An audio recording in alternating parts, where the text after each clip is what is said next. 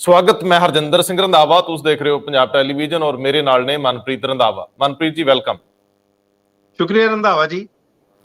दोस्तों, तीन अहम खबरां नूं अगे लैके तुरांगे। सब तो पहला, पंजाब दे सियासी कड़मास विच सी वोटर ने अपना शोशा छड्डता। पंजाब दी धरातल ते की वापर रहा उहनूं दरकिनार करदिआं सी वोटर पंजाब दा सर्वे दे रहा, ओहदी प्रसंगिकता किन्नी इहदे ते गल करांगे। दूजे बन्ने अकाली दल की बीते दिन हुई कोर कमेटी मीटिंग दे विच भी रौला पैंदा रहा, मनप्रीत जी वेरवे देणगे। ते तीजी गल, किसान आगू आखदे आ किहड़ी अग लगी आ, रुक जाओ, अंदोलन चलदा है, अजे सियासी सरगर्मियां तेजी नाल अगे ना वधाओ, एडी काहल काहदी। मनप्रीत जी, काली नाल तुहाडे कोल आवां, मैनूं सब तो पहलां सी वोटर ते दूजे नंबर ते जाने आ। पहला अकाली दल दा वो फैसला जिहदे विच उन्हां ने विराम दिता है, सस्पेंड कीती अपनी कंपेन 100 हल्के 100 दिन 6 दिन लई। मैनूं ये दस्सिओ कि कोर कमेटी दे अंदर दा जिहड़ा तुहाडे कोल एक वार्तालाप है ਉਹਦਾ ਜ਼ਿਕਰ ਛੇੜਿਓ, ਅੰਦਰ ਕਿਹੋ ਜੀਆਂ ਸੁਰਾਂ ਰਹੀਆਂ ਤੇ ਕਿਸ ਤਰੀਕੇ ਨਾਲ ਇਹ ਫੈਸਲਾ ਹੋਇਆ, ਕਿੱਦਾਂ ਅੱਗੇ ਗੱਲ ਵਧੀ। ਦੇਖੋ ਰੰਧਾਵਾ ਜੀ, 28 ਸੈਕਟਰ ਦੇ ਵਿੱਚ ਚੰਡੀਗੜ੍ਹ ਦੇ ਵਿੱਚ ਸਾਰਿਆਂ ਨੂੰ ਤਕਰੀਬਨ ਪਤਾ ਕਿ ਸ਼੍ਰੋਮਣੀ ਅਕਾਲੀ ਦਲ ਦਾ ਦਫ਼ਤਰ ਆ ਤੇ ਉੱਥੇ ਅਚਾਨਕ ਦੁਪਹਿਰ ਨੂੰ ਇੱਕ ਕੋਰ ਕਮੇਟੀ ਦੀ ਜਿਹੜੀ ਮੀਟਿੰਗ ਸੱਦ ਲਈ ਗਈ। ਬੜਾ ਵਾਕਿਆ ਹੰਗਾਮਾ ਹੋਇਆ, ਬਹੁਤ ਉਹਦੇ ਵਿੱਚ ਰੌਲਾ ਰੱਪਾ ਪਿਆ, ਵੱਖਰੇ ਵੱਖਰੇ ਲੀਡਰਾਂ ਨੇ ਆਪਣੀਆਂ ਗੱਲਾਂ ਕਹੀਆਂ ਤੇ ਮੇਨ ਜਿਹੜੀ ਮੁੱਕਦੀ ਗੱਲ ਸੀ ਉਹ ਇਸ ਤੇ ਸੀ। ਕਈਆਂ ਦੇ ਵਿਚਾਰ ਇਹ ਸੀ ਕਿ ਇਹ ਯਾਤਰਾ ਸ਼ੁਰੂ ਕਰਨ ਦੀ ਲੋੜ ਕੀ ਸੀ, ਪਹਿਲਾਂ ਆਪਾਂ ਨੂੰ ਗੱਲਬਾਤ ਕਰ ਲੈਣੀ ਚਾਹੀਦੀ ਸੀ, ਪਤਾ ਲਾ ਲੈਣਾ ਚਾਹੀਦਾ ਸੀ ਕਿ ਕਿੰਨਾ ਕੁ ਸਾਡਾ ਵਿਰੋਧ ਹੋਊਗਾ। ਦੂਸਰੀ ਗੱਲ ਇੱਕ ਹੋਰ ਉੱਭਰ ਕੇ ਆਈ ਉਹਦੀ ਰੰਧਾਵਾ ਜੀ ਉਸ ਦੇ ਵਿੱਚ ਕਿ ਕਈ ਵਾਰੀ ਜਦੋਂ ਅਸੀਂ ਇਹ ਕਹਿ ਦਿੰਦੇ ਹਾਂ ਕਿ ਆਮ ਆਦਮੀ ਪਾਰਟੀ ਜਾਂ ਕਾਂਗਰਸ ਦੇ ਗੁੰਡੇ ਨੇ ਜਾਂ ਉਹਨਾਂ ਦੇ ਵਰਕਰ ਨੇ, ਇਹ ਵੀ ਆਪਾਂ ਨੂੰ ਸ਼ੋਭਾ ਨਹੀਂ ਦਿੰਦੇ। ਇੱਥੋਂ ਤੱਕ ਕਿ ਕਨਸੂਆਂ ਇੱਥੋਂ ਤੱਕ ਵੀ ਆਈਆਂ, ਉਹ ਕਹਿੰਦੇ ਵੀ ਇਹ ਤਾਂ ਉਹੀ ਗੱਲ ਆ ਜਦੋਂ ਭਾਰਤੀ ਜਨਤਾ ਪਾਰਟੀ ਵੀ ਕਿਸਾਨਾਂ ਨੂੰ ਕਈ ਨਾਵਾਂ ਨਾਲ ਪੁਕਾਰਦੀ ਆ ਜਾਂ ਉਹਨਾਂ ਦਾ ਨਾਂ ਲੈ ਕੇ ਉਹਨਾਂ ਨੂੰ ਬੁਲਾਉਂਦੀ ਆ। ਤੇ ਇਹ ਗੱਲਾਂ ਵੀ ਕਿਸਾਨਾਂ ਦੇ ਵਿੱਚ ਵਧੀਆ ਢੰਗ ਨਾਲ ਨਹੀਂ ਗਈਆਂ। ਜਦੋਂ ਕਿਸਾਨਾਂ ਨੂੰ ਕਿਸੇ ਧਿਰ ਦਾ ਬਣਾ ਦਿੱਤਾ ਜਾਵੇ ਜਾਂ ਆਮ ਆਦਮੀ ਪਾਰਟੀ ਜਾਂ ਕਾਂਗਰਸ ਦਾ, ਉਹ ਲੋਕਾਂ ਨੂੰ ਪਸੰਦ ਨਹੀਂ ਆਉਂਦੀ, ਖਾਸ ਤੌਰ ਤੇ ਕਿਸਾਨਾਂ ਨੂੰ, ਕਿਸਾਨਾਂ ਦੇ ਆਗੂ ਨੂੰ। ਉਸ ਦੀ ਵੀ ਗੱਲ ਆਪਾਂ ਬਾਅਦ ਚ ਕਰਦੇ ਹਾਂ, ਲੇਕਿਨ ਕੋਰ ਕਮੇਟੀ ਤੇ ਆਉਂਦੇ ਆ ਮੁੱਖ। ਦੇਖੋ, 2 ਵਾਰ ਲਗਾਤਾਰ ਕੋਰ ਕਮੇਟੀ ਦੀ ਮੀਟਿੰਗ ਸਕਿਪ ਕਰਦੇ ਰਹੇ, ਉਹਦੇ ਵਿੱਚ ਗੈਰ ਮੌਜੂਦਗੀ ਰਹੀ, ਉਹਨਾਂ ਦੀ ਗੈਰ ਉਪਸਥਿਤੀ ਰਹੀ ਸਿਕੰਦਰ ਸਿੰਘ ਮਲੂਕਾ ਦੀ। ਸਿਕੰਦਰ ਸਿੰਘ ਮਲੂਕਾ ਇੱਕ ਅਲੱਗ ਗੱਲ ਤੋਂ ਨਾਰਾਜ਼ ਨੇ, ਸੀਟ ਤੋਂ ਨਾਰਾਜ਼ ਨੇ, ਮੌੜ ਦੀ ਸੀਟ ਨੂੰ, ਉਸ ਦੀ ਆਪਾਂ ਗੱਲ ਬਾਅਦ ਚ ਕਰਾਂਗੇ। ਲੇਕਿਨ ਸਭ ਤੋਂ ਪਹਿਲਾਂ ਆਪਣੇ ਦਰਸ਼ਕਾਂ ਨੂੰ ਇਹ ਦੱਸਣਾ ਜ਼ਰੂਰੀ ਆ ਕਿ ਇਹ ਅਕਾਲੀ ਦਲ ਕਿਸਾਨ ਵਿੰਗ ਦੇ ਪ੍ਰਧਾਨ ਨੇ। ਔਰ ਇੱਥੇ ਮੈਂ ਤੁਹਾਨੂੰ ਰੰਧਾਵਾ ਜੀ ਇਹ ਵੀ ਦੱਸਦਾ ਕਿ ਜਦੋਂ ਇਹ ਕਾਨੂੰਨ ਬਣੇ ਸੀ ਜੂਨ ਦੇ ਮਹੀਨੇ ਵਿੱਚ, ਪਹਿਲਾਂ ਤੁਹਾਨੂੰ ਪਤਾ ਹੀ ਹੈ ਇਹਦੇ ਬਿੱਲ ਆਏ, ਆਰਡੀਨੈਂਸ ਆਇਆ, ਉਸ ਤੋਂ ਬਾਅਦ ਬਿੱਲ ਆਏ ਤੇ ਬਾਅਦ ਦੇ ਵਿੱਚ ਪਾਰਲੀਮੈਂਟ ਦੇ ਵਿੱਚ ਜਾ ਕੇ ਇਹ ਕਾਨੂੰਨ ਬਣਦੇ ਨੇ ਦੋਨਾਂ ਹਾਊਸਿਸ ਦੇ ਵਿੱਚ। ਉਸ ਤੋਂ ਪਹਿਲਾਂ, ਸਭ ਤੋਂ ਪਹਿਲਾਂ ਜੇ ਅਕਾਲੀ ਦਲ ਦੇ ਵਿੱਚੋਂ ਆਵਾਜ਼ ਉੱਠੀ ਸੀ ਇਹਨਾਂ ਕਾਨੂੰਨਾਂ ਦੇ ਖਿਲਾਫ, ਜਦੋਂ ਬਿੱਲ ਹੀ ਹਜੇ ਦੇ ਰੂਪ ਸੀ ਇਹ, ਤੇ ਸਿਕੰਦਰ ਸਿੰਘ ਮਲੂਕਾ ਨੇ ਕਿਹਾ ਸੀ ਕਿ ਇਹਨਾਂ ਨੂੰ, ਜਦੋਂ ਇਹ ਅਕਾਲੀ ਦਲ ਇਹਨਾਂ ਦੀ ਪ੍ਰੌੜਤਾ ਕਰ ਰਿਹਾ ਸੀ, ਇਹਨਾਂ ਦੀ ਸਪੋਰਟ ਕਰ ਰਿਹਾ ਸੀ, ਤੇ ਸਿਕੰਦਰ ਸਿੰਘ ਮਲੂਕਾ ਉਹਨਾਂ ਨੇ ਕਿਹਾ ਸੀ ਇਹ ਕਾਨੂੰਨ ਕਿਸਾਨਾਂ ਲਈ ਗਲਤ ਆ, ਇਹ ਉਹਨਾਂ ਦੇ ਫਾਇਦੇ ਚ ਨਹੀਂ ਆ। ਇਹ ਗੱਲ ਤੁਸੀਂ ਇਹ ਰੱਖਣੀ, ਧਿਆਨ ਚ ਰੱਖਣੀ ਬਹੁਤ ਜ਼ਰੂਰੀ ਆ। ਤੇ ਉਹੀ ਸਿਕੰਦਰ ਸਿੰਘ ਮਲੂਕਾ ਆਪਣੀ ਮੌੜ ਦੀ ਸੀਟ ਨੂੰ ਲੈ ਕੇ ਜਾਂ ਰਾਮਪੁਰਾ ਫੂਲ ਦੀ ਸੀਟ ਨੂੰ ਲੈ ਕੇ 2 ਵਾਰੀ ਲਗਾਤਾਰ ਗੈਰ ਉਪਸਥਿਤ ਰਹੇ ਆ ਇਸ ਮੀਟਿੰਗ ਦੇ ਵਿੱਚ। ਇੱਕ ਤਾਂ ਇਹ। ਦੂਸਰੀ ਗੱਲ ਇਹ ਸੀ ਕਿ ਜਿਹੜੀ ਦੁਬਾਰਾ ਯਾਤਰਾ ਆਪਾਂ ਸ਼ੁਰੂ ਕਰਨੀ ਹੈ, ਕਿ ਜਦੋਂ ਤੁਸੀਂ 1 ਹਫ਼ਤੇ ਲਈ ਟਾਲ ਦਿੰਦੇ ਹੋ, ਹੁਣ ਆਪਾਂ ਨੂੰ ਸਾਰਿਆਂ ਨੂੰ ਪਤਾ ਕਿ ਇਹਨਾਂ ਨੇ 11 ਸਤੰਬਰ ਤੱਕ, ਯਾਨੀ ਕਿ ਸ਼੍ਰੋਮਣੀ ਅਕਾਲੀ ਦਲ ਨੇ ਆਪਣੀ ਇਸ ਯਾਤਰਾ ਨੂੰ ਅੱਗੇ ਪਾਤਾ। ਹੁਣ ਉਹ ਯਾਤਰਾ 11 ਸਤੰਬਰ ਨੂੰ ਅਮਲੋਹ ਤੋਂ ਸ਼ੁਰੂ ਹੋਣੀ ਹੈ ਤੇ ਸਾਰੇ ਨੇ ਕਿਹਾ ਕਿ ਇਹਦਾ ਵੀ, ਇਹਦੇ ਉੱਤੇ ਤੁਸੀਂ ਯਾਤਰਾ ਤੇ ਤੁਸੀਂ ਟਿੱਪਣੀ ਦਿਆ ਜੇ, ਬਿਲਕੁਲ ਠੀਕ ਹੈ, ਲੇਕਿਨ ਜਿਹੜੀ ਗੱਲ ਵਿੱਚ ਰਹਿ ਗਈ ਉਹ ਮਾਫੀ ਮੰਗ ਕੇ ਮੈਂ ਤੁਰਦਾ ਹਾਂ। ਸਿਕੰਦਰ ਸਿੰਘ ਮਲੂਕਾ ਨੂੰ ਮਨਾਉਣ ਲਈ ਬਿਕਰਮ ਸਿੰਘ ਮਜੀਠੀਆ ਉਹਨਾਂ ਦੇ ਘਰ ਜਾਂਦੇ ਆ, ਪਿਓ ਪੁੱਤ ਦੇ ਮੋਢੇ ਤੇ ਹੱਥ ਰੱਖ ਕੇ ਫੋਟੋ ਖਿਚਾਉਂਦੇ ਆ ਤੇ ਕਹਿੰਦੇ ਕਿ ਪਰਿਵਾਰਕ ਗੱਲਾਂ ਹੋਈਆਂ, ਸਭ ਮਸਲੇ ਨਜਿੱਠੇ ਗਏ। ਦੂਜੇ ਬੰਨੇ ਕੱਲ ਸੁਖਬੀਰ ਸਿੰਘ ਬਾਦਲ ਨੂੰ ਕੋਰ ਕਮੇਟੀ ਦੀ ਮੀਟਿੰਗ ਤੋਂ ਬਾਅਦ ਪ੍ਰੈਸ ਕਾਨਫਰੰਸ ਜਦੋਂ ਪੁੱਛਿਆ ਗਿਆ ਮਲੂਕਾ ਬਾਰੇ, ਤੇ ਉਹਨਾਂ ਨੇ ਕਿਹਾ ਜੀ ਉਹ ਉਹਨਾਂ ਦਾ ਪਰਿਵਾਰਕ ਮਾਮਲਾ ਹੈ, ਸਾਡੀ ਪਾਰਟੀ ਦਾ ਪਰਿਵਾਰਕ ਮਾਮਲਾ, ਉਹ ਜਿੰਨੇ ਲੜਨੀ ਆ ਉੱਥੋਂ ਸੀਟ ਲੜ ਲੇ। ਗੱਲ ਇਹ ਨਹੀਂ ਕਿ ਸਿਕੰਦਰ ਸਿੰਘ ਮਲੂਕਾ ਰਾਮਪੁਰਾ ਫੂਲ ਤੋਂ ਲੜਨ ਕਿ ਉਹਨਾਂ ਦਾ ਪੁੱਤ ਗੁਰਪ੍ਰੀਤ ਲੜੇ। ਸਵਾਲ ਤਾਂ ਇਹ ਸੀ ਕਿ ਨਾਲ ਗਵਾਂਢ ਦੇ ਹਲਕੇ ਵਿੱਚ ਜਥੇਦਾਰ ਤੋਤਾ ਸਿੰਘ ਤੇ ਉਹਦਾ ਮੁੰਡਾ ਦੋਵੇਂ ਲੜਦੇ ਆ, ਤੇ ਫਿਰ ਅਸੀਂ ਕਿਉਂ ਨਹੀਂ, ਸਾਡੀ ਵਫਾਦਾਰੀ ਘੱਟ ਆ ਕਿਤੇ। ਤੇ ਤੀਜੇ ਬੰਨੇ ਚੰਦੂ ਮਾਜਰਾ ਸਾਹਿਬ ਨੂੰ ਜਿਹੜੇ ਵਫਦ ਚ ਪਾਇਆ ਗਿਆ, ਉਹ ਵੀ 2 ਹਲਕਿਆਂ ਦੇ ਉੱਤੇ ਤਗੜੀ ਨਜ਼ਰ ਰੱਖਦੇ ਹੁੰਦੇ ਆ। ਸਵਾਲ ਤਾਂ ਇਹ ਵੀ ਆ ਕਿ ਬਾਦਲ ਪਰਿਵਾਰ ਆਪ ਵੀ ਇੱਕ ਤੋਂ ਵੱਧ ਸੀਟਾਂ ਤੇ ਲੜਦਾ, ਭਾਵੇਂ ਮਲੋਕਾ ਕਹਿੰਦੇ ਆ ਕਿ ਸਾਡੇ ਸੰਵਿਧਾਨ 'ਚ ਬਾਦਲ ਸਾਹਿਬ ਨੂੰ ਛੋਟ ਆ, ਛੋਟ ਕਿਸੇ ਵਿਅਕਤੀ ਵਿਸ਼ੇਸ਼ ਨੂੰ ਨਹੀਂ ਹੁੰਦੀ, ਨਿੱਜੀ ਪਾਰਟੀਆਂ 'ਚ ਤਾਂ ਹੋ ਸਕਦੀ ਆ ਲੇਕਿਨ ਜਿਹੜੀਆਂ 100 ਸਾਲਾ ਪਾਰਟੀਆਂ ਹੁਣ ਉਹਨਾਂ 'ਚ ਨਹੀਂ ਹੁੰਦੀ। ਸੋ ਮਲੋਕਾ ਮਨਾਉਣ ਦੀ ਗੱਲ ਤਾਂ ਹੋਈ ਲੇਕਿਨ ਮੰਨੇ ਨਹੀਂ, ਅਜੇ ਟੇਢੇ ਨੇ, ਕਿਉਂਕਿ ਉਹਨਾਂ ਦਾ ਮਸਲਾ ਹੱਲ ਨਹੀਂ ਹੋਇਆ, ਮਸਲਾ ਜਿਉਂ ਦਾ ਤਿਉਂ ਆ। ਉਹ ਕਹਿੰਦੇ ਆ ਪੈਮਾਨਾ ਇੱਕੋ ਰੱਖੋ, ਜੇ ਸਾਕੀ ਬਣਿਓ ਤਾਂ ਫਿਰ ਹਿਸਾਬ ਨਾਲ ਰੱਖੋ, ਤੁਹਾਡੇ ਤੇ ਹਰਫ ਨਾ ਆਵੇ। ਕੀ ਕਹਿੰਦੇ ਹੋ?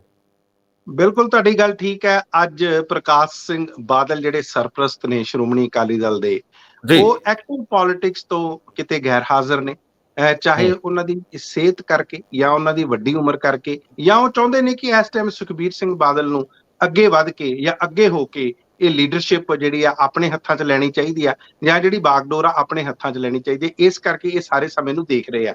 ਮੈਨੂੰ ਪੱਕਾ ਯਕੀਨ ਹੈ ਕਿ ਜੇ ਆਪ ਉਹ ਹੁੰਦੇ ਤੇ ਜਿਹੜੇ ਇਹ ਜਿੰਨੇ ਸੀਨੀਅਰ ਲੀਡਰਸ ਦੀ ਤੁਸੀਂ ਗੱਲ ਕਰ ਰਹੇ ਹੋ, ਚਾਹੇ ਪ੍ਰੇਮ ਸਿੰਘ ਚੰਦੂ ਮਾਜਰਾ ਹੋਣ, ਚਾਹੇ ਤੋਤਾ ਸਿੰਘ ਹੋਣ, ਤੇ ਚਾਹੇ ਫਿਰ ਸਿਕੰਦਰ ਸਿੰਘ ਮਲੂਕਾ ਹੋਣ, ਉਹਨਾਂ ਨੇ ਘਰੇ ਬੈਠ ਕੇ ਇਹ ਸਾਰੇ ਮਸਲੇ ਨਜਿੱਠ ਲੈਣੇ ਸੀ। ਲੇਕਿਨ ਕਿਉਂਕਿ ਨਵੀਂ ਲੀਡਰਸ਼ਿਪ ਆ, ਬਹੁਤ ਸਾਰੀ ਜਿਹੜੀ ਪੁਰਾਣੀ ਤੇ ਜਿਹੜੀ 올ਡ ਲੀਡਰਸ਼ਿਪ ਜਿਹਨੂੰ ਆਪਾਂ ਕਹਿ ਦਿੰਦੇ ਆ, ਉਹਨਾਂ ਨੂੰ ਹੋ ਸਕਦਾ ਸੁਖਬੀਰ ਸਿੰਘ ਬਾਦਲ 'ਚ ਉਹ ਗੱਲਾਂ ਨਾ ਲੱਗਦੀਆਂ ਹੋਣ, ਜਾਂ ਉਹਨਾਂ ਦੀ ਲੀਡਰਸ਼ਿਪ ਕਬੂਲ ਕਰਨ ਦੇ ਵਿੱਚ ਕਈ ਤਰ੍ਹਾਂ ਦੀਆਂ ਪ੍ਰੋਬਲਮਸ ਆਉਣਗੀਆਂ। ਔਰ ਦੂਸਰੀ ਗੱਲ ਜਿਹੜੀ ਤੁਸੀਂ ਬੜੀ ਸਪਸ਼ਟ ਕਰ ਦਿੱਤੀ ਹੈ ਕਿ ਹਰ ਵਿਅਕਤੀ ਲਈ ਪੈਮਾਨੇ ਵੱਖਰੇ ਵੱਖਰੇ ਕਿਉਂ। ਜੇ ਤੋਤਾ ਸਿੰਘ ਜਾਂ ਉਹਨਾਂ ਦਾ ਮੁੰਡਾ ਮੋਗੇ ਤੇ ਨਾਲ ਦੀ ਕਨਸਟੀਟੂਐਂਸੀ ਤੋਂ ਲੜ ਸਕਦੇ ਆ, ਤੇ ਫਿਰ ਰਾਮਪੁਰਾ ਫੂਲ ਤੇ ਮੌੜ ਤੋਂ ਉਹ ਕਿਉਂ ਨਹੀਂ ਲੜ ਸਕਦੇ? ਤੇ ਨਾਲ ਦੀ ਨਾਲ ਤੁਸੀਂ ਗੱਲ ਇਹ ਵੀ ਸਪਸ਼ਟ ਕਰ ਦਿੱਤੀ ਆ ਕਿ ਬਾਦਲਾਂ ਲਈ ਫਿਰ ਉਹ ਛੂਟ ਕਿਉਂ, ਜਿਹੜੇ ਇਸ ਸ਼੍ਰੋਮਣੀ ਅਕਾਲੀ ਦਲ ਦੀ 100 ਸਾਲਾਂ ਤੋਂ ਵੱਧ ਦੀ ਪਾਰਟੀ ਹੈ, ਇਹ ਜਿਹੜੇ ਉਸ ਦੀ ਪ੍ਰਧਾਨਗੀ ਕਰਦੇ ਨੇ, ਉਸ ਦੀ ਸਰਪ੍ਰਸਤੀ ਕਰਦੇ ਨੇ, ਤੇ ਉਹਨਾਂ ਨੂੰ ਫਿਰ ਇੱਕ ਉਦਾਹਰਨ ਸੈੱਟ ਕਰਨੀ ਚਾਹੀਦੀ ਹੈ, ਇੱਕ ਐਗਜ਼ਾਮਪਲ ਸੈੱਟ ਕਰਨੀ ਚਾਹੀਦੀ ਹੈ, ਜਿਹੜੀ ਪਾਰਟੀ ਦੇ ਥੱਲੇ ਤੱਕ ਵਰਕਰਾਂ ਲਈ ਜਾਵੇ। ਲੇਕਿਨ ਜਦੋਂ ਉਹ ਐਗਜ਼ਾਮਪਲ ਸੈੱਟ ਨਹੀਂ ਹੁੰਦੀ ਤੇ ਫਿਰ ਰੰਧਾਵਾ ਜੀ ਇਸ ਤਰ੍ਹਾਂ ਦੇ ਇਹ ਸਾਰੇ ਜਿਹੜੇ ਆ ਲੋਕਾਂ ਦੇ ਜਿਹੜੇ ਮਨਮੁਟਾਵ ਨੇ ਉਹ ਸਾਹਮਣੇ ਆਉਂਦੇ ਨੇ। ਫੋਟੋਆਂ ਜਿੰਨੀਆਂ ਮਰਜ਼ੀ ਖਿਚਾ ਲਓ, ਜ਼ਰੂਰ ਜਦੋਂ ਵਿਕਰਮ ਸਿੰਘ ਮਜੀਠੀਆ ਉਹਨਾਂ ਦੇ ਘਰ ਜਾਣਗੇ ਸਿਕੰਦਰ ਸਿੰਘ ਮਲੂਕਾ ਤੇ, ਇਹ ਤਾਂ ਹੈ ਨਹੀਂ ਉਹ ਦਰਵਾਜ਼ੇ ਨਹੀਂ ਖੋਲਣਗੇ ਜਾਂ ਘਰੋਂ ਬਾਹਰ ਮੋੜ ਦੇਣਗੇ, ਨਾਲ ਵੀ ਬੈਠਣਗੇ, ਚਾਹ ਵੀ ਪਿਆਉਣਗੇ ਤੇ ਨਾਲ ਜੱਫੀ ਪਾ ਕੇ ਫੋਟੋ ਵੀ ਖਿਚਾ ਸਕਦੇ ਆ, ਤਾਂ ਕਿ ਜਿਹੜਾ ਮੈਸੇਜ ਜਿਹੜਾ ਸੁਖਾਵਾਂ ਜਾਵੇ। ਲੇਕਿਨ ਜਗਮੀਤ ਸਿੰਘ ਬਰਾੜ ਨੇ ਜਿਹੜੇ ਕਾਂਗਰਸ ਦੇ ਵਿੱਚ ਇੰਨੀ ਦੇਰ ਰਹੇ ਆ, ਤੇ ਜਦੋਂ ਉਹਨਾਂ ਨੂੰ ਮੌੜ ਤੋਂ ਜਿਹੜਾ ਐਲਾਨ ਦਿੱਤਾ ਗਿਆ, ਉਹਨਾਂ ਨੇ ਹੁਣ ਸਿਕੰਦਰ ਸਿੰਘ ਮਲੂਕਾ ਦੀ ਸਪੋਰਟ ਮੰਗੀ ਆ ਕਿ ਮੈਨੂੰ ਆ ਕੇ ਮੌੜ ਹਲਕੇ ਤੋਂ ਸਪੋਰਟ ਕਰੋ। ਇਹ ਸਪੋਰਟ ਹੁੰਦੀ ਆ ਜੀ ਇਹਦੇ ਵਿੱਚ ਹੀ ਤੁਹਾਨੂੰ ਯਾਦ ਹੋਵੇ ਉਹਨਾਂ ਨੇ ਕਾਫੀ ਇੰਟਰਵਿਊਜ਼ ਦਿੱਤੀਆਂ ਮਲੂਕਾ ਸਾਹਿਬ ਨੇ ਵੱਖ-ਵੱਖ ਚੈਨਲਾਂ ਨੂੰ, ਬੜਾ ਸੰਭਲ ਕੇ ਬੋਲਦੇ ਰਹੇ। ਉਹਨਾਂ ਨੂੰ ਵੀ ਪਤਾ ਸੀ ਕਿ ਪਾਰਟੀ ਜਿਹੜੀ ਆ ਉਹ ਹੁਣ ਉਸ ਤਰ੍ਹਾਂ ਦਾ ਡੈਮੋਕ੍ਰੈਟਿਕ ਸੈਟਅਪ ਨਹੀਂ ਰੱਖਦੀ ਕਿ ਤੁਸੀਂ ਤਿੱਖੀ ਗੱਲ ਕਰ ਦੋ ਤੇ ਤੁਹਾਡੀ ਵਾਪਸੀ ਹੋ ਜਾਏ, ਕਿਉਂਕਿ ਬਹੁਤ ਸਾਰੇ ਲੋਕ ਜਿਹੜੇ ਮੇਨ ਸਟ੍ਰੀਮ ਚੋਂ ਬਾਹਰ ਹੋਏ ਮੁੜ ਕੇ ਅੰਦਰ ਨਹੀਂ ਆ ਸਕੇ, ਜਿਨ੍ਹਾਂ ਨੇ ਵੀ ਪਰਿਵਾਰ ਦਾ ਵਿਰੋਧ ਕੀਤਾ ਜਾਂ ਲੀਡਰਸ਼ਿਪ ਦਾ ਵਿਰੋਧ ਕੀਤਾ। ਸੋ ਉਹਨਾਂ ਨੇ ਇਹ ਗੱਲ ਕਹੀ ਸੀਗੀ ਕਿ ਅਜੇ ਕਿਸੇ ਦੀ ਹਵਾ ਤਾਂ ਹੈ ਨਹੀਂ ਜੀ, ਦੇਖੋ ਸਾਨੂੰ ਕੈਂਡੀਡੇਟਸ ਦੇ ਉੱਤੇ ਮਨਸਰ ਕਰਨਾ ਪਊਗਾ, ਕੈਂਡੀਡੇਟ ਸਾਨੂੰ ਹਲਕਿਆਂ 'ਚ ਜਿੱਤਣ ਵਾਲੇ ਦੇਣੇ ਚਾਹੀਦੇ ਆ।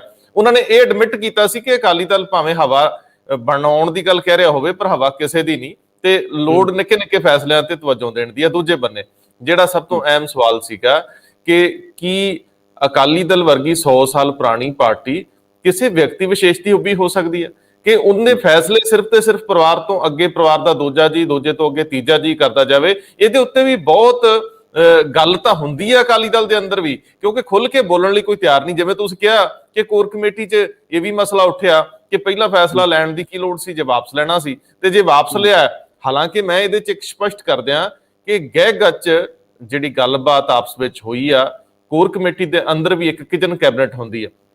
ਪਹਿਲਾਂ ਇਹ ਫੈਸਲਾ ਕੀਤਾ ਗਿਆ ਕਿ ਜਿਸ ਤਰ੍ਹਾਂ ਦੇ ਹਾਲਾਤ ਬਣੇ ਆ, ਜੇ ਐਸੇ ਹਾਲਾਤ ਦੇ ਵਿੱਚ ਕੋਈ ਤਾਂ ਠਾਂ ਹੋ ਜਾਂਦਾ ਹੈ, ਕੋਈ ਵਿਅਕਤੀ ਜਾਂ ਕੋਈ ਵੀ ਕਿਸੇ ਵੀ ਧਿਰ ਦਾ ਬੰਦਾ ਇਹਦੇ ਵਿੱਚ ਫੌਤ ਹੋ ਜਾਂਦਾ, ਕਿਸੇ ਦੀ ਜਾਨ ਚਲੇ ਜਾਂਦੀ ਆ ਵਿਰੋਧ ਪ੍ਰਦਰਸ਼ਨਾਂ 'ਚ, ਟਕਰਾਅ ਦੇ ਵਿੱਚ, ਤੇ ਅਕਾਲੀ ਦਲ ਨੂੰ ਜਵਾਬ ਦੇਣੇ ਔਖੇ ਹੋ ਜਾਣਗੇ। ਭਾਵੇਂ ਪੁਲਿਸ ਦੀ ਲਾਠੀ ਨਾਲ ਕੋਈ ਮਰੇ ਜਾਂ ਆਪਸੀ ਟਕਰਾਅ 'ਚ ਮਰੇ, ਅਕਾਲੀ ਦਲ ਨੂੰ ਲੋਕਾਂ ਨੂੰ ਫੇਸ ਕਰਨਾ ਔਖਾ ਹੋਊਗਾ।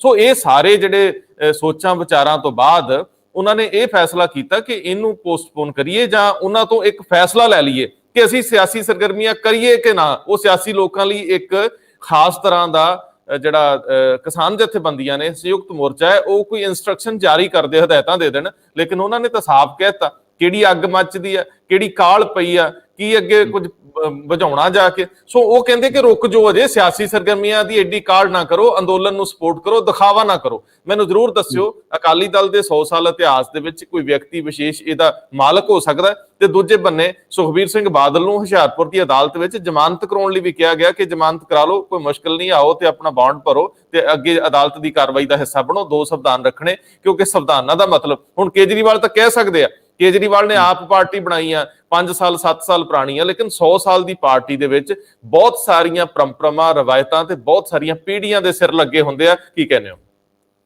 ਬਿਲਕੁਲ ਰੰਧਾਵਾ ਜੀ, ਇਹਦੇ ਵਿੱਚ ਬੜੇ ਸਾਰੇ ਸਵਾਲ ਨੇ ਤੇ ਇਹਦੇ ਜਵਾਬ ਜੇ ਇਹੀ ਗੱਲ ਆ ਕਿ ਸਭ ਤੋਂ ਪਹਿਲਾਂ ਤਾਂ ਮੈਂ ਤੁਹਾਨੂੰ ਦੱਸਾਂ ਕਿ ਤੁਸੀਂ ਇੱਕ ਗੱਲ ਬੜੀ ਸਪਸ਼ਟ ਕਰ ਦਿੱਤੀ ਆ ਕਿ ਜੇ ਕਿਸੇ ਨੂੰ ਵੀ ਕੋਈ ਜ਼ਖਮੀ ਹੋ ਜਾਏ ਜਾਂ ਕਿਸੇ ਦੀ ਮੌਤ ਹੋ ਜਾਏ ਤੇ ਇਹਦਾ ਸਿੱਧਾ ਜਿਹੜੀ ਜ਼ਿੰਮੇਵਾਰੀ ਆ ਉਹ ਸ਼੍ਰੋਮਣੀ ਅਕਾਲੀ ਦਲ ਤੇ ਜਾਊਗੀ, ਕਿਉਂਕਿ ਉਹਨਾਂ ਨੇ ਇਹ ਰੈਲੀ ਉਹ ਕੱਢ ਰਹੇ ਨੇ। ਦੂਸਰੀ ਗੱਲ ਜਿਹੜੀ ਆਗੂ ਆ ਕਿਸਾਨਾਂ ਦੇ, ਉਹਨਾਂ ਨੇ ਗੱਲ ਬਿਲਕੁਲ ਸਪਸ਼ਟ ਕਰ ਦਿੱਤੀ ਹੈ ਕਿ ਹਾਂ, ਸਾਡਾ ਜਿਹੜਾ ਖਾਸ ਵਿਰੋਧ ਆ ਉਹ ਭਾਰਤੀ ਜਨਤਾ ਪਾਰਟੀ ਦੇ ਖਿਲਾਫ ਆ, ਲੇਕਿਨ ਦੂਸਰੀ ਪਾਰਟੀਆਂ ਨੂੰ ਸਵਾਲ ਪੁੱਛਾਂਗੇ।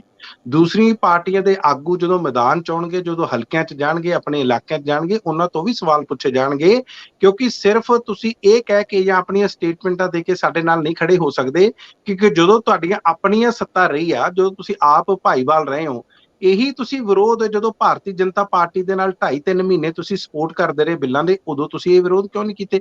ਅੱਜ ਤੁਸੀਂ ਸਾਨੂੰ ਗੱਲਬਾਤ ਲਈ ਬੁਲਾਉਂਦੇ ਹੋ, ਅੱਜ ਕਹਿੰਦੇ ਹੋ ਸਾਡੇ ਨਾਲ ਪਹਿਲਾਂ ਗੱਲਬਾਤ ਕਰੋ।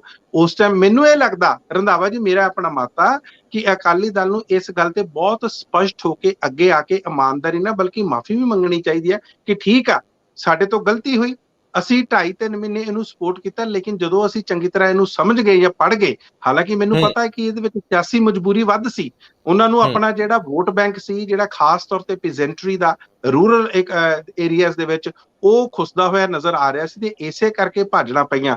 ਹੁਣ ਕਈ ਵਾਰੀ ਇਹਨਾਂ ਵੱਲੋਂ ਇਹ ਵੀ ਕਿਹਾ ਜਾਂਦਾ ਕਿ ਦੇਖੋ ਜੀ, ਹਰਸਿਮਰਤ ਕੌਰ ਬਾਦਲ ਉਸ ਕੈਬਨਿਟ ਮੀਟਿੰਗ ਜਿਹੜੀ ਹੋਈ ਸੀ ਜਿਹਦੇ 'ਚ ਫੈਸਲਾ ਲਿਆ ਗਿਆ ਸੀ ਇਹਨਾਂ ਬਿੱਲਾਂ ਨੂੰ, ਇਹਨਾਂ ਕਾਨੂੰਨਾਂ ਨੂੰ ਲਾਗੂ ਕਰਨ ਦਾ, ਉਹਦਾ ਹਿੱਸਾ ਹੀ ਨਹੀਂ ਸੀ। ਸੋ ਲਗਾਤਾਰ ਕੋਸ਼ਿਸ਼ਾਂ ਇਹ ਹੋ ਰਹੀਆਂ ਕਿ ਆਪਣੇ ਆਪ ਨੂੰ ਇਸ ਤੋਂ ਵੱਖਰੇ ਕਰਨ ਦਾ। ਇਮਾਨਦਾਰੀ ਦੀ ਗੱਲ ਤਾਂ ਇਹੀ ਹੋਊਗੀ ਕਿ ਇਮਾਨਦਾਰੀ ਨਾਲ ਦੱਸਣ, ਆ ਕੇ ਅੱਗੇ ਦੱਸਣ, ਸਪਸ਼ਟ ਨਾਲ ਦੱਸਾਂ ਕਿ ਠੀਕ ਹੈ, ਸ਼ੁਰੂ 'ਚ ਹੋਇਆ ਲੇਕਿਨ ਹੁਣ ਅਸੀਂ ਮਾਫੀ, ਅਸੀਂ ਸਪੋਰਟ ਕਰਦੇ ਹਾਂ।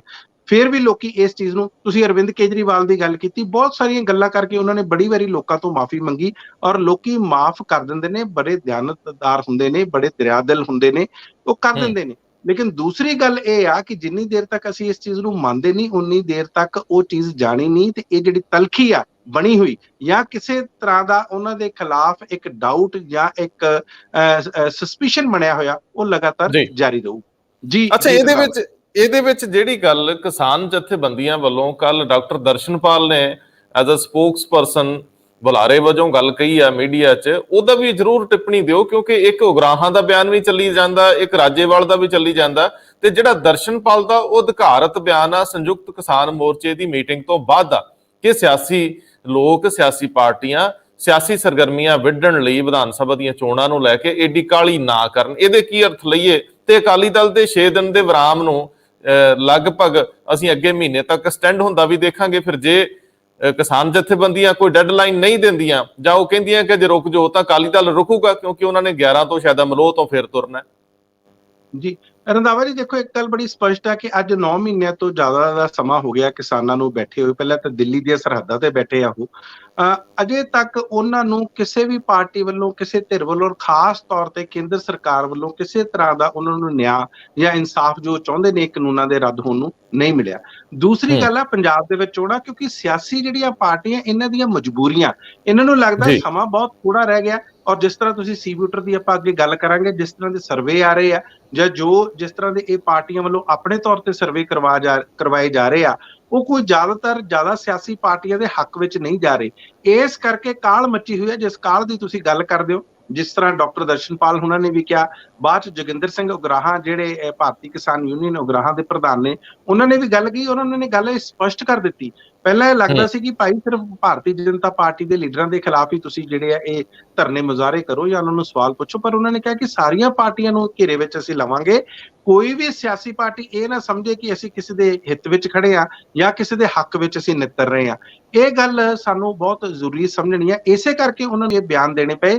ਤੇ ਜਿੰਨੀ ਦੇਰ ਤੱਕ ਤੁਸੀਂ ਹੁਣ ਤੁਸੀਂ ਦੇਖੋ, ਨਵਜੋਤ ਸਿੰਘ ਸਿੱਧੂ ਨੇ ਜਦੋਂ ਖੂਹ ਤੇ ਪਾਣੀ ਵਾਲੀ ਉਹ ਸਟੇਟਮੈਂਟ ਦਿੱਤੀ ਸੀ, ਉਸ ਟਾਈਮ ਵੀ ਜਿਹੜੀ ਕਿਸਾਨ ਜਿਹੜੇ ਸੀ ਨਾਰਾਜ਼ ਹੋਏ ਸੀ, ਜਾਂ ਹੋਰ ਪਾਰਟੀਆਂ ਦੇ ਜਦੋਂ ਨੇਤਾ ਜਾਂਦੇ ਨੇ ਉਹਨਾਂ ਦੇ ਖਿਲਾਫ ਵੀ ਹਰ ਪਾਰਟੀ ਦੇ ਖਿਲਾਫ ਉਹ ਖੜੇ ਹੁੰਦੇ ਨੇ। ਰਮਨੀਤ ਸਿੰਘ ਬਿੱਟੂ ਜਾਂਦੇ ਨੇ, ਕੁਲਬੀਰ ਸਿੰਘ ਜ਼ੀਰਾ ਜਾਂਦੇ ਨੇ, ਉਹਨਾਂ ਦੇ ਨਾਲ ਵੀ ਜਿਹੜੀ ਉਸ ਟਾਈਮ ਜੋ ਕੁਝ ਵੀ ਵਾਪਰਿਆ, ਹਾਲਾਂਕਿ ਉਸ ਦੀ ਬਾਅਦ ਚ ਬਹੁਤ ਨਿੰਦਾ ਹੋਈ, ਲੇਕਿਨ ਇਹ ਸਾਰੀਆਂ ਘਟਨਾਵਾਂ ਕਿਤੇ ਨਾ ਕਿਤੇ ਗੁੱਸਾ ਜ਼ਾਹਿਰ ਕਰਦੀਆਂ। ਜੋ ਕਿਸਾਨਾਂ ਦੇ ਅੰਦਰ ਰੋਹ ਪੈਦਾ ਹੋਇਆ ਉਹ ਲਗਾਤਾਰ ਉੱਥੇ ਹੀ ਖੜਾ। ਤੇ ਇਹ ਜਿਹੜੀਆਂ ਸਿਆਸੀ ਪਾਰਟੀਆਂ, ਇਹਨਾਂ ਨੂੰ ਇਸ ਚੀਜ਼ ਨੂੰ ਸਮਝਣ ਦੀ ਲੋੜ ਆ। ਇਸੇ ਕਰਕੇ ਡਾਕਟਰ ਦਰਸ਼ਨਪਾਲ ਨੇ ਕਿਹਾ ਕਿ ਥੋੜਾ ਸਬਰ ਕਰੋ, ਕਾਹਲ ਨਾ ਕਰੋ, ਆਪਣੀ ਤੁਸੀਂ ਕੈਂਪੇਨ ਕਰੋ। ਲੇਕਿਨ ਹਾਂ, ਇੱਕ ਚੀਜ਼ ਮੈਂ ਹੋਰ ਜੋੜਦਾ, ਪਿਛਲੇ ਦਿਨਾਂ ਦੇ ਵਿੱਚ ਇੱਕ ਬਿਆਨ ਆਇਆ ਸੀ ਕਿ ਮਨੋਹਰ ਲਾਲ ਖੱਟਰ ਔਰ ਸਤਪਾਲ ਮਲਿਕ ਜਿਹੜੇ ਮੇਘਾਲਿਆ ਦੇ ਗਵਰਨਰ ਆ, ਉਹਨਾਂ ਨੇ ਇੱਕ ਖਾਸ ਗੱਲ ਕਹੀ ਸੀ। ਉਹ ਕਹਿੰਦੇ ਮਨੋਹਰ ਲਾਲ ਖੱਟਰ ਜਾਂ ਭਾਰਤੀ ਜਨਤਾ ਪਾਰਟੀ ਜਾਣ ਬੁੱਝ ਕੇ ਕਿਸਾਨਾਂ ਦੇ ਉਹਨਾਂ ਹਲਕਿਆਂ ਦੇ ਵਿੱਚ ਆਪਣੀਆਂ ਮੀਟਿੰਗਾਂ ਰੱਖਦੇ ਨੇ ਜਿੱਥੇ ਉਹਨਾਂ ਦਾ ਗਾੜਾ, ਤੇ ਇਸ ਕਰਕੇ ਟਕਰਾਅ ਹੋਣਾ ਬਿਲਕੁਲ ਲਾਜ਼ਮੀ ਆ, ਕਿਉਂਕਿ ਉਹ ਚਾਹੁੰਦੇ ਨੇ ਕਿ ਟਕਰਾਅ ਹੋਵੇ ਤੇ ਕਿਸਾਨਾਂ ਦੇ ਉੱਤੇ ਇਹ ਗੱਲ ਆਵੇ ਕਿ ਉਹ ਹਿੰਸਾਤਮਕ ਹੋ ਜਾਣ। ਕਿਸਾਨਾਂ ਦੇ ਖਿਲਾਫ ਤਾਕਤ ਦੀ ਵਰਤੋਂ ਕਰਨ ਦਾ ਇੱਕੋ ਹੀ ਤਰੀਕਾ, ਔਰ ਕਿਸੇ ਵੀ ਅੰਦੋਲਨ ਦੇ ਵਿੱਚ ਤੁਸੀਂ ਹਿੰਸਕ ਤੱਤ ਵਾੜ ਦਿਓ ਤੇ ਉਸ ਤੋਂ ਬਾਅਦ ਉਹਨੂੰ ਨਜਿੱਠਣਾ ਸਟੇਟ ਲਈ ਸੌਖਾ ਹੁੰਦਾ, ਕਿਉਂਕਿ ਸਟੇਟ ਹਥਿਆਰ ਦੀ ਰਾਜਨੀਤੀ ਨਾਲੋਂ ਸੌਖਾ ਕੁਝ ਨਹੀਂ ਮੰਨਦੀ। ਪੰਜਾਬ ਨੇ ਇਹ ਭੁਗਤਿਆ, ਅਸੀਂ ਤਾਂ 2 ਪੀੜ੍ਹੀਆਂ ਗਵਾਈਆਂ ਨੇ ਵੱਖ-ਵੱਖ ਰੂਪਾਂ ਦੇ ਵਿੱਚ। ਖੈਰ, ਮੈਂ ਇਹਦੇ ਤੇ ਥੋੜਾ ਜਿਹਾ ਅੱਗੇ ਜਾਵਾਂ। ਜਿਹੜਾ ਸੀ ਵੋਟਰ ਦਾ ਸਰਵੇ ਆ, ਉਹ ਕਹਿੰਦਾ ਜੀ ਆਮ ਆਦਮੀ ਪਾਰਟੀ 51 ਤੋਂ 57 ਸੀਟਾਂ ਲਊਗੀ, ਔਰ ਕਾਂਗਰਸ ਕਹਿੰਦੀ। ਅੱਛਾ, ਇਹ ਜਾਣ ਕੇ ਮੈਨੂੰ ਲੱਗਦਾ ਵੀ ਆਮ ਆਦਮੀ ਪਾਰਟੀ ਵਾਲੇ ਆਪ ਹੀ ਸੋਚਦੇ ਹੋਣੇ ਆ ਕਿ ਯਾਰ ਇਹ ਸੱਚੀਓ ਇਹ ਕਿੱਥੋਂ ਲੈ ਆਏ ਸਰਵੇ, ਜਿਹੜੇ ਉਹਨਾਂ ਦੇ ਵਰਕਰ ਨੇ, ਜਿਨ੍ਹਾਂ ਨੂੰ ਪਤਾ ਹੈ ਕਿ ਲੀਡਰਸ਼ਿਪ ਦੀ ਆਪ ਵਿੱਚ ਪੂਰੀ ਕਾਟੋ ਕਲੇਸ਼ ਹੈ। ਭਗਵੰਤ ਮਾਨ ਰੋਜ਼ ਦਿਖਾ ਰਿਹਾ ਕਿ ਮੈਂ ਤਾਂ ਸੀਐਮ ਨੂੰ ਮੰਨਦਾ ਹੈ, ਕਾਮਨ ਮੈਨ। ਮੈਂ ਨਹੀਂ ਕਹਿੰਦਾ ਕਿ ਸੀਐਮ ਦਾ ਮਤਲਬ ਚੀਫ ਮਿਨਿਸਟਰ ਹੁੰਦਾ ਹੈ। ਖੈਰ, ਉਹ ਵੀ ਅੰਦਰ ਸੋਚਦੇ ਹੋਣੇ ਆ ਵੀ ਯਾਰ ਵਧੀਆ ਬੰਦੇ ਨੇ, ਕਿੱਥੋਂ ਕੱਢ ਕੇ ਲਿਆਏ ਹੈ, ਸਾਨੂੰ ਘਰੇ ਬੈਠਿਆਂ ਜਿਤਾਈ ਜਾਂਦੇ। ਕਾਂਗਰਸ ਵਾਲਿਆਂ ਨੂੰ 38 ਤੋਂ 46 ਸੀਟਾਂ ਦੇ ਰਹੇ। ਮੈਨੂੰ ਲੱਗਦਾ ਇਹ ਵੀ ਜ਼ਿਆਦਾ ਨੇ, ਜਿੱਦਾਂ ਦਾ ਜੋਤ ਪਤਾਣ ਅੰਦਰ ਚੱਲਣ ਡਿਆ। 38 ਤੋਂ 46 ਕੀ, ਇਹ ਤਾਂ ਆਪਣੇ ਆਪ ਹੀ ਆਂਦੇ ਹੋਣੇ ਵੀ ਚਲੋ ਕੈਪਟਨ ਨੂੰ ਹਰਾਉਣ ਲਈ ਅਸੀਂ ਹਾਰ ਜੀਏ, ਦੂਜੇ ਕਹਿੰਦੇ ਹੋਣੇ ਜੇ ਸਿੱਧੂ ਨੂੰ ਜਿੱਤਣ ਦੇਣਾ ਆਪਣੀ ਭਾਵੇਂ ਬਲੀ ਦੇ ਦਿਓ। ਤੀਜੇ ਬੰਨੇ ਸ਼੍ਰੋਮਣੀ ਅਕਾਲੀ ਦਲ ਨੂੰ 16 ਤੋਂ 24 ਸੀਟਾਂ ਦੇ ਰਿਹਾ। ਇਹਨੂੰ ਵੀ ਮੈਂ ਤਰਕ ਸੰਗਤ ਨਹੀਂ ਮੰਨਦਾ। ਤੇ ਜੇਕਰ ਇਹਦੇ ਵਿੱਚ ਮੈਂ ਥੋੜਾ ਜਿਹਾ ਹੋਰ ਵਿਸਤਾਰ ਦੇ ਦਿਆਂ, ਉਹ ਕਹਿੰਦੇ ਆਮ ਆਦਮੀ ਪਾਰਟੀ ਨੂੰ 35% ਦੇ ਕਰੀਬ ਵੋਟ ਹੈ, ਕਾਂਗਰਸ ਨੂੰ 28 ਲਗਭਗ 29% ਦੇ ਕਰੀਬ ਦੇ ਰਿਹਾ, ਤੇ ਸ਼੍ਰੋਮਣੀ ਅਕਾਲੀ ਦਲ ਨੂੰ ਵੀ 22% ਦੇ ਰਿਹਾ। ਇਹ ਮੈਨੂੰ ਦੱਸਿਓ ਵੀ ਪੰਜਾਬ 'ਚ ਤਾਂ ਆਪਾਂ ਸਾਰੇ ਰਹਿੰਦੇ ਆ ਤੇ ਸੱਥਾਂ ਸੋਥਾਂ 'ਚ ਵੀ ਗੱਲਾਂ ਸੁਣ ਲਈਦੀਆਂ, ਤੇ ਅਲੀਟ ਕਲਾਸ ਵੀ ਤੇ ਸਿਆਸੀ ਪੰਡਤ ਵੀ ਸੁਣਦੇ ਸੁਣਾਉਂਦੇ ਰਹੀਦਾ। ਇਹ ਸਾਨੂੰ ਤਾਂ ਸਮਝ ਨਹੀਂ ਆਈ, ਇਹ ਨਜੂਮੀ ਕਿੱਥੋਂ ਆ ਗਏ? ਅਜੇ ਹਵਾ ਹੀ ਕਿਸੇ ਦੀ ਨਹੀਂ, ਆਮ ਆਦਮੀ ਪਾਰਟੀ ਕੋ ਚਿਹਰਾ ਹੀ ਕੋਈ ਨਹੀਂ, ਥੱਲੇ ਕੋਈ ਕਿਸੇ ਤਰ੍ਹਾਂ ਦੀ ਓਡੀ ਵੱਡੀ ਕੰਪੇਨ ਵੀ ਨਹੀਂ। ਅਕਾਲੀ ਦਲ ਦੌੜ ਕੇ ਰੁਕ ਵੀ ਗਿਆ, ਕਾਂਗਰਸ ਅਜੇ ਰੁਕੀ ਨਹੀਂ, ਲੜੀ ਜਾਂਦੀ ਆ। ਤੇ ਇਹ ਕਿੱਥੋਂ ਕੱਢ ਲਿਆਏ? ਮੈਨੂੰ ਸਮਝਾਇਓ। ਪਿਛਲੀ ਵਾਰ ਦੇ ਵੀ ਮੈਨੂੰ ਦੱਸਿਓ ਸਰਵੇ ਇਹਨਾਂ ਦੇ ਕਿਹੋ ਜਿਹੇ ਸੀਗੇ।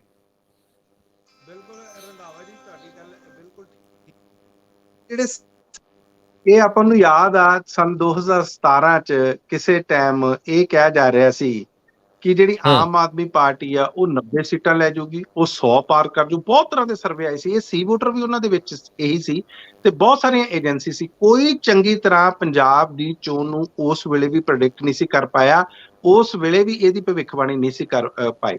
ਵੈਸਟ ਬੰਗਾਲ ਦੀਆਂ ਚੋਣਾਂ ਪਿਛਲੇ ਦਿਨਾਂ ਦੇ ਵਿੱਚ ਹੋਈਆਂ, ਤੁਸੀਂ ਦੇਖ ਲਓ ਜਿੰਨੇ ਸਰਵੇ ਵੈਸਟ ਬੰਗਾਲ ਦੇ ਮੁਤਲਕ ਸੀ ਸਾਰੇ ਗਲਤ ਗਏ। ਓਪੀਨੀਅਨ ਪੋਲ ਤਾਂ ਗਏ, ਜਿਹੜੇ ਬਾਅਦ ਚ ਐਗਜ਼ਿਟ ਪੋਲਸ ਆਉਂਦੇ ਨੇ, ਜਦੋਂ ਚੋਣਾਂ ਪਾ ਕੇ ਲੋਕੀ ਬਾਹਰ ਆਉਂਦੇ ਨੇ ਤੇ ਉਹਨਾਂ ਤੋਂ ਪੁੱਛਿਆ ਜਾਂਦਾ, ਉਹ ਵੀ ਸਰਵੇ ਲਗਭਗ ਇਹਨਾਂ ਏਜੰਸੀਆਂ ਦੇ ਗਲਤ ਗਏ ਨੇ। ਤੇ ਇਹ ਆਪਾਂ ਨੂੰ ਪਤਾ ਹੁਣ ਇਹ ਪਤਾ ਲੱਗਦਾ ਕਿ ਇਹ ਇੱਕ ਬਹੁਤ ਵੱਡਾ ਬਾਜ਼ਾਰ ਆ, ਕਰੋੜਾਂ ਦਾ ਇਹਦੇ ਵਿੱਚ ਪੈਸਾ ਲੱਗਦਾ। ਕਈ ਤਰ੍ਹਾਂ ਦੇ ਸਰਵੇ ਕਰਵਾਏ ਜਾਂਦੇ ਨੇ, ਕਈ ਵਾਰੀ ਪਾਰਟੀਆਂ ਪੈਸੇ ਦਿੰਦੀਆਂ, ਏਜੰਸੀਆਂ ਨੂੰ ਪੈਸੇ ਦਿੰਦੀਆਂ ਤਾਂ ਕਿ ਉਹਨਾਂ ਦੀ ਹਵਾ ਬਣ ਸਕੇ। ਮੈਨੂੰ ਲੱਗਦਾ ਉਹ ਦਿਨ ਚਲੇ ਗਏ ਆ।